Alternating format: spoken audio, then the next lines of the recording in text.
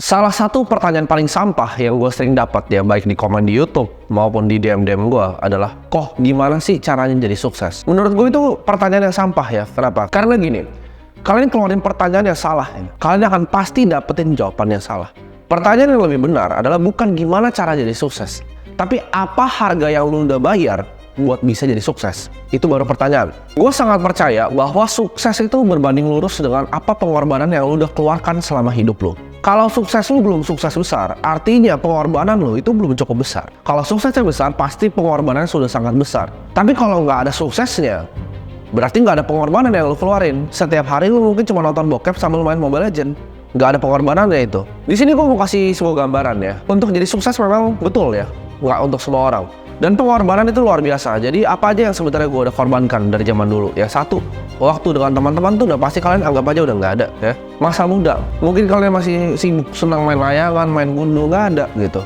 Itu nggak ada. Masih main Mobile Legends di depan rame-rame, itu nggak ada itu. Ini menarik karena gue pengen ceritain kalian salah satu film yang gue kemarin nonton di Netflix, judulnya adalah Crypto Boy ya. Jadi gue gak akan ceritain filmnya secara panjang, tapi gue kasih inti depannya aja dari filmnya. Filmnya seperti ini. Jadi itu ada anak muda, keluarganya ya middle low lah. Dia bapaknya itu jualan burrito, makanan burrito.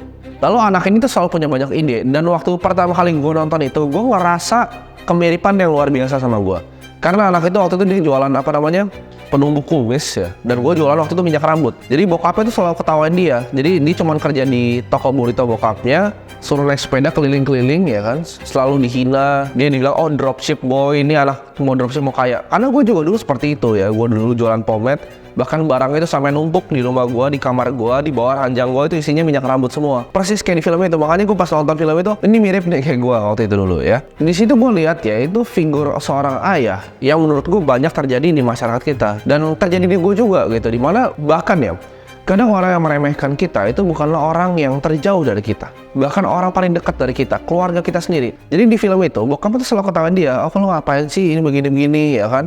Oh ini udah mau jadi miliuner nih dia nih, dari dropship. Oh dia ini kripto ini, kita ketawain pokoknya sama bokapnya. Dia bilang udah, lu benerin aja kerja di toko burritonya. Tapi anak ini sebenarnya dia coba kasih saran, oh coba dong Pak, ini kita ubah jadi lebih modern ya. Nggak pernah didengerin sama bokapnya gitu. Dia anggapnya dia nggak mampu ya, dia nggak punya kapasitas apa-apa. Gue rasa kalian di sini banyak yang ngerasa seperti itu. Kalian bahkan mau bantuin orang tua kalian, mau bantuin bokap kalian dalam usahanya, tapi kalian dianggap nggak punya kapasitas. Bahkan kalian diketawain ketika kalian mau coba sesuatu yang baru. Dia bilang, ngapain sih lu begitu? Lu ngapain sih lu begini? Udah bakal mau jadi kaya lu bikin begitu.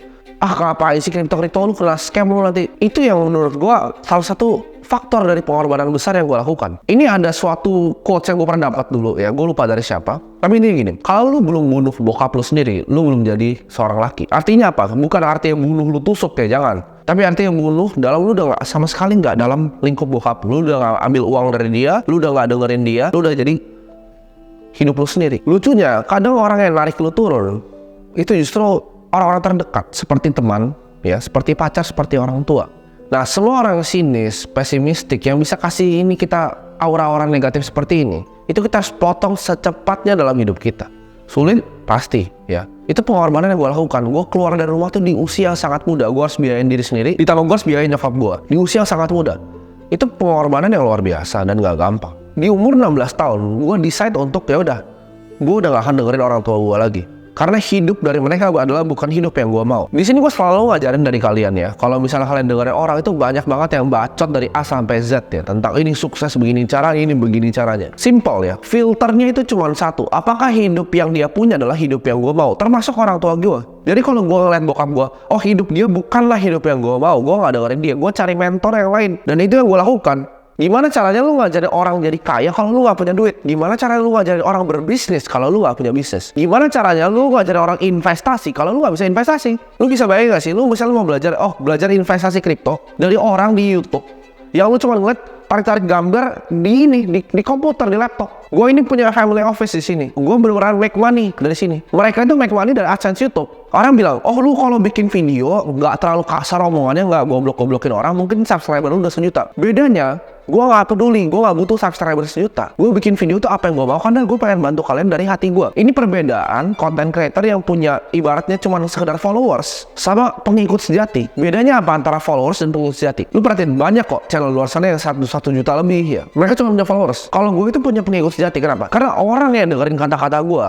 yang bener-bener praktekin apa yang gue ngomong, itu hidupnya beneran berubah. Dari contoh simpel, gue bikin borong Bitcoin. Udah cuan berapa kalian semua? Gue bikin video seperti ini, terbantu gak kalian? Nah itu yang membedakan yang nonton gue sama orang lain. Gue bener-bener bawa impact karena gue niatnya tulus. Gue bukan cuma untuk cari endorse ya kan. Tidak, oh ikut pakai kode gue. Nggak ada. Sama sekali nggak ada di video gue. Lu nggak akan lihat sponsor di sini, lu nggak akan lihat apa, karena gue nggak butuh duit dari sana. Gue udah bikin duit dari bisnis gue udah banyak. Gini, gue bukan ngejelekin orang tua ya, tapi maksud gue adalah ini termasuk dalam pengorbanan tadi. Jadi gue harus bisa jelasin ke kalian secara detail. Bukan salahnya orang tua kita ya. Anak kamu kuliah yang tinggi untuk masuk ke PNS yang lain, itu bukan salah mereka. Karena mereka sama dengan NPC yang lain ya. Gue sebutnya manusia yang lain itu NPC, orang yang belum bangun. Mereka itu sama, di programnya sama, nonton TV yang sama, semuanya sama. Jadi menurut mereka sayang sama kalian dan menurut mereka itu yang terbaik. Tapi yang terbaik menurut mereka itu bukan berarti yang terbaik menurut kalian. Karena gue ngerasa gini, nyokap gue, kamu kuliah yang tinggi, kamu ntar masuk di sini, kamu kerja di IT karena IT, niatnya baik. Tapi dia nggak tahu yang terbaik untuk dia bukanlah yang terbaik buat gue. Dan yang tahu terbaik untuk kalian hanya diri kalian sendiri. Jadi filternya tadi, apakah hidup dia hidup yang gue mau? Kalau iya dengerin, kalau tidak jangan dengerin. Untuk sampai sebuah kesuksesan ya, selalu ada tembok. Nah tembok itu bisa berupa banyak, bisa berupa orang tua, orang teman-teman yang bangsat ngata-ngatain kalian, atau bahkan pacar yang narik kalian turun. Nah temboknya banyak nih, waktu yang dibuang, keringat darah, kalau kerjaan bisnis sampai ditipu orang sampai nangis. Ada tembok besar banget di situ. Nah tembok ini akan selalu ada. Tembok ini akan selalu ada untuk lu mencapai tujuan lu. Di seberang itu adalah orang yang lu bisa jadi dia sebenarnya. Versi diri lu yang sukses tuh di temboknya, di sebelah temboknya. Nah fungsinya tembok ini dibikin sama kehidupan itu buat apa? Bukan bikin kalian cuman bisa jadi sini, nggak bisa nyebrang. Bukan. Tapi fungsinya ada tembok besar ini. Dia mau ngelihat, hidup ini mau ngelihat seberapa keras kalian mau tujuan itu. Seberapa gila kalian mau tabrak tembok itu, seberapa kalian gak pernah nyerah untuk runtuhin tembok itu kalau bisa bata per bata. Temboknya adalah bukan seberapa pintar diri lu. Banyak banget orang pintar yang hidupnya miskin jadi gembel kok. Tembok itu bukan seberapa pintar diri lu, kapasitas lu sebesar apa. Tapi dia mau nguji hati lu tuh isinya apa. Lu berani tabrak nggak itu tembok walaupun tulang lu patah semua. Lu berani cabut nggak itu bata-batanya. Pakai kuku lu sampai tangan lu berdarah semua. Kalau lu nggak bisa itu, ya jangan harap lu mau sukses ya. Gue bilang, sukses besar selalu butuh pengorbanan yang besar. Ini quote favorit gue sebenarnya. Yang ini masuk banget ke topik pembahasan hari ini. Ini yang bikin adalah quote Kareem Abdul-Jabbar, salah satu pemain basket favorit gue. Perbedaan antara orang good dan great itu cuma willingness untuk sacrifice. Pengorbanan lu mau sejauh apa untuk dari bikin good ke great ini ya. Lucunya gini, orang itu ngerti perubahan fisik ya. Perubahan fisik maksudnya apa? Kalau kita mau nge-gym ya kan, lu mesti hancurin otot dulu untuk bikin otot, itu semua orang ngerti. Tapi untuk mental, mereka nggak ngerti bahwa mental itu bisa dilatih. Lu harus hancurin dulu mental lu di sini. Kenapa gua anjing-anjingin lu semua? Ya video gua nggak peduli mau di-ban sama YouTube, gua udah di-ban sama TikTok ya, akun gua hilang semua. Gua nggak peduli. Ini bedanya gua sama content creator lain. Mereka di-ban di TikTok, mereka pusing. Kalau gua di-ban di TikTok, kalian yang potongin bahan untuk gua. Message gua tetap tersebar ke semuanya. Mau YouTube di-ban aja, gua akan pindah lagi ke Rumble. Gitu. Gua nggak takut. Gue akan tetap anjing-anjingin kalian di sini. Kenapa? Karena mental kalian ini sama kayak nge-gym, harus gue rusak dulu untuk gue bisa bentuk ulang. Banyak yang ketawain gue, oh mindset, ketawain, oh genset. Gue kasih tahu lu ya, mindset itu penting banget. Itu baru kemarin ya, gue ngobrol sama partner gue di sini tentang ada orang di karyawan di sana. Kan gue di gedung kantor ya. Gue setiap pagi datang, ya kan naik kadang bareng-bareng sama karyawan. Di situ gue ada dengar 3 orang laki ya, 3 orang laki. Ini pagi. Ini baru mau masuk nih jam 9 pagi. 3 orang laki ini ngomongnya apa? Oh, malam kita makan di Habits ya, tapi kayaknya kemarin udah makan di IKEA, udah makan di sini. Mahal ya. Lu bisa bayangin nggak otak goblok mereka itu? Baru jam 9 pagi, mereka udah mikir mau makan apa. Seberapa goblok coba kalian bayangin orang-orang itu. Kerjanya belum ngapain, duitnya kurang, gaji mungkin pas-pasan.